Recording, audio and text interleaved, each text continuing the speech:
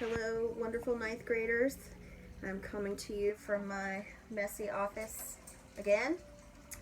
Um, I wanted to take a moment to go over Act 4 with you, just kind of summarize the main points to help you with your study questions this week. Some of you have already submitted your study questions and taken the reading quiz, so thank you for that. You do have some additional assignments that I posted yesterday. The first additional assignment is discussion group work. I've put all of you into small groups on Edmodo. You will go into your small group, answer all of the questions posed. There are 5 total, and discuss amongst your group and debate. But be respectful, be polite, be professional. The second assignment is a short writing assignment, just like we've been doing since we started reading. You'll have a short paragraph to compose. You can write it in Word, you can write it on paper to give when we go back into class. If you choose to do it in Word, you can submit it to the week 1 quarantine folder. You can also email it to me. If you have any questions on how to do that, just let me know. Your study questions are due Sunday night. Your reading quiz is due Sunday night. Your discussion board questions are due Sunday night. Because on Sunday, I am going to go over the answers to our study guides. So if I don't have anything from you before then, it's just like in class. If you don't have it, it's 60 when we review it. So just keep that in mind. So, getting to the point at hand, Act 4 of Romeo and Juliet. Things are really starting to escalate. We are getting so close to the climax, and things move fast in this act. At the beginning of the act, we see Juliet and Paris going to Friar Lawrence's. Now, Paris has gone to take confession and get the priest's blessing and arrange the wedding, whereas Juliet has gone to get help to try and be with Romeo. Because in our last scene in Act 3, she basically said, forget the nurse, she don't know what she's talking about. If she's not going to help me, then I'm going to help myself. So she's going to Friar Lawrence and begging him to help her. Paris and Juliet have an exchange between them about love, and he refers to her as his wife already. So to him, this is a done deal. There's no ifs, ands, or buts. But Juliet isn't quite so into it. She uses that double speech again when she says, I'll confess to you that I love him. Paris thinks that he's talking about Friar Lawrence, or that Juliet is talking about Friar Lawrence and God, but really Juliet is talking about Romeo. So once Paris leaves, Juliet begs Friar Lawrence for help. She says that if she can't be with Romeo, she will just resort to killing herself because she would rather be dead than married to Paris. And Friar Lawrence is like, hold up. This sounds familiar. I already had to talk Romeo out of this. Now I got to talk you out of this. So he concocts a plan with her, and she's going to take a potion that will make it appear as if she is dead. Really, it's putting her into a deep sleep. Her breath stops, her blood runs cold, her heart stops. For all intents, they think that she's dead. Because remember, back then they don't have x-rays, they don't have MRIs, they don't have EKGs. You just kind of have to go off of, are they breathing? So this potion is going to put Juliet into a deep, deep sleep. And when Paris comes to wake her up to get married, they'll think that she's dead. And Friar Lawrence will rush over and take her to her family tomb, which is above ground. It's not buried. And then he will get Romeo to wake her up before she wakes up in the tomb. It should last a little less than 48 hours. So they agree to go forward with this plan. Juliet goes home. She tells her dad, oh, I had a change of heart. I'm totally into Paris. Let's get married. Let's do this. I want to be your daughter. I don't want to get kicked out on the streets. I've changed my mind. Friar Lawrence talked some sense into me. So Lord Capulet is over the moon happy. He is so happy that he moves the wedding date from Thursday to Wednesday.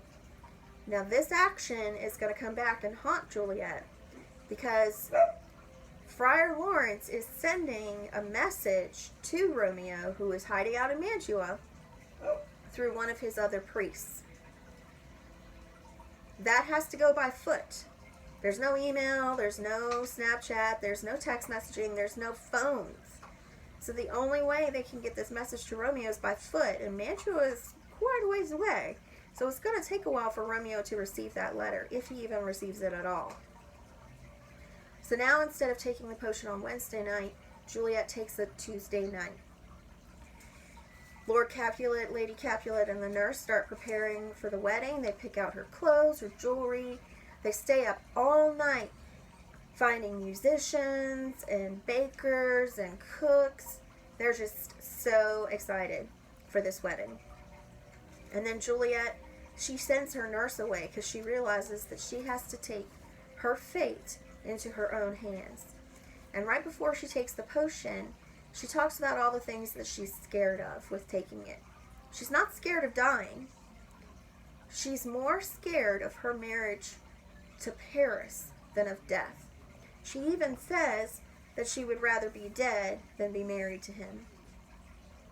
So some of her fears, let's list them out. When she takes the potion, she says that a slight cold fear cut through her veins and it freezes the heat of life. She almost brings the nurse back to comfort her, but then she's like, what is the nurse going to do? I mean, she's going to tell on me and tell my parents, and then I'm going to have to get married to Paris, so I might as well just take this into my own hands. She has to act alone. So there's the vial. And she's scared that the mixture won't work and she'll have to get married after all. She's scared that Friar Lawrence mixed a poison instead of a potion, that maybe he messed up the mixture or gave her a poison on purpose. And she's worried that when she's put into the tomb that she's going to wake up before Romeo gets there. And if she wakes up in the tomb before Romeo gets there, then she could potentially suffocate. So she's scared of dying in the tomb surrounded by dead corpses.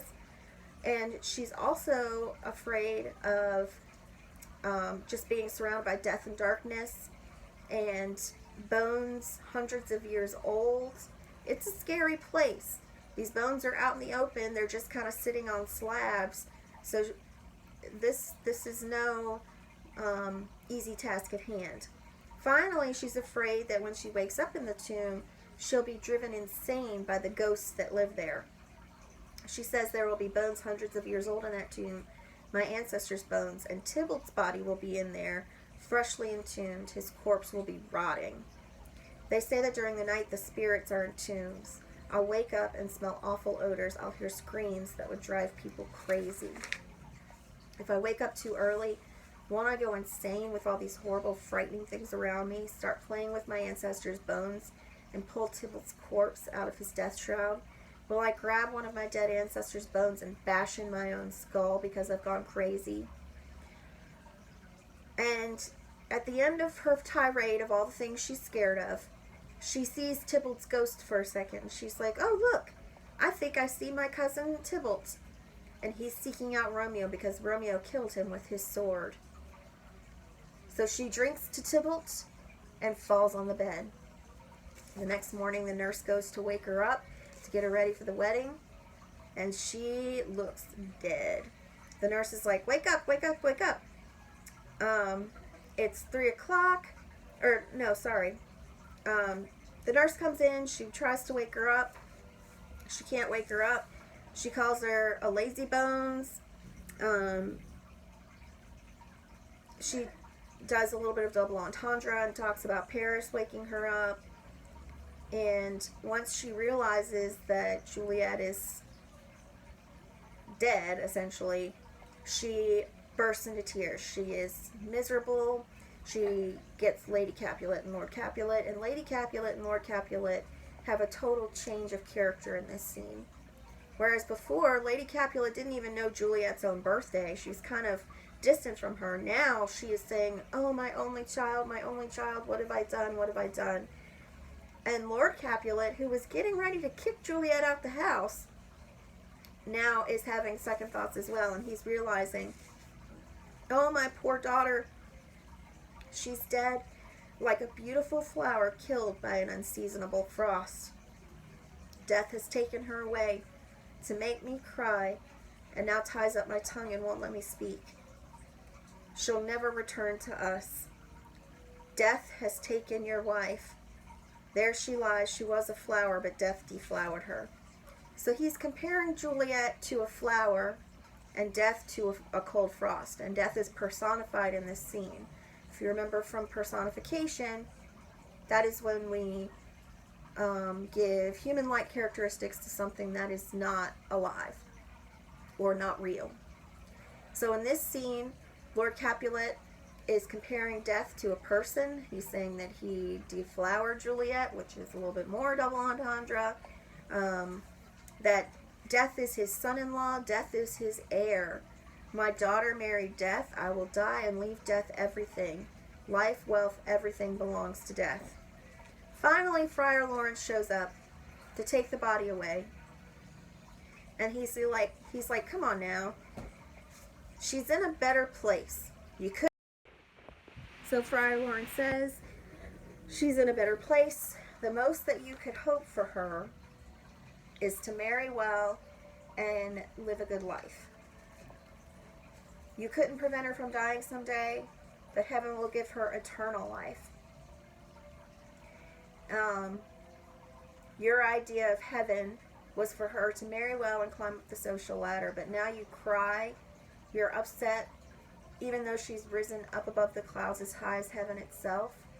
So Friar Lawrence appeals to their religiousness, and he appeals to their ambition. He says, you know, you wanted to climb up the social ladder and use her to gain power. Well, now she's gained ultimate power because she's climbed all the way up that ladder to heaven. Go ahead, get her dressed, and let's get her out of here. So by the end of this scene, they are preparing a funeral. We still have not seen any letter be delivered to Romeo. Romeo still does not know that any of this has happened. He's hiding out in Mantua thinking that Juliet is A-okay. So next act will focus on the fallout from these actions, how miscommunication plays a big role in this, which we've talked about this some in class, how this whole play has to do with mixed messages, missed messages, and miscommunication. And that ends up leading to Romeo and Juliet's downfall. I want you to think about this while you're responding to your discussion questions, especially as we go into Act 5. If Romeo and Juliet had a cell phone, or email, or any form of communication that was more instantaneous, would this play have ended the same way? Do you think that if there was a better way to communicate between all the parties involved, would we even have this play? So keep thinking about that as you go into Act 5. We will see how this all plays out.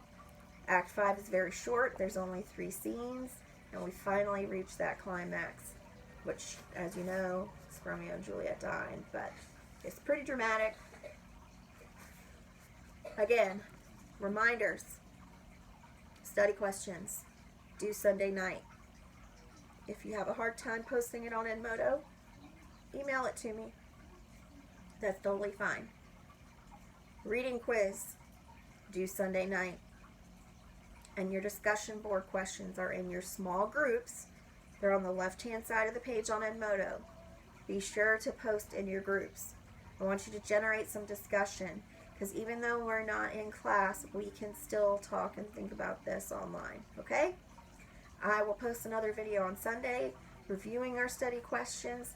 If you have any questions about the play or about the process, anything, please reach out to me. I'm here to help you. I will hopefully see you soon.